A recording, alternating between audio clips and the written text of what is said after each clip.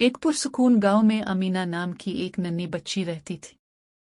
वो नर्म दिल, खुश अखलाक और अल्लाह का नाम लेने वाली बच्ची थी। अम्मी ने इसे हमेशा सिखाया था कि जो कुछ भी मिले इस पर शुक्र अदा करो।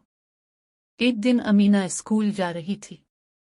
इसके बस्ते में एक सैंडविच और पानी की बोतल थी। रास्ते में उसने एक बच्चे को देखा जो दरख्त के नीचे बैठा था। इसके कपड़े पुराने थे और वो बहुत उदास लग रहा था। अमीना रुक गई और नरमी से पूछा, तुम ठीक हो? बच्चे ने कहा, मेरा नाम हारिस है, मैं भूखा हूँ, आज घर से कुछ नहीं ला सका। इसके पास सिर्फ एक ही सैंडविच था।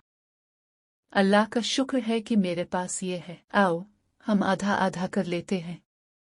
हारिस की आंखों में खुशी आ गई। घर आकर उसने अम्मी को सब बताया। अम्मी ने इसे गले लगाया और कहा, बेटा, शुक्र वो है जो दूसरों के काम है।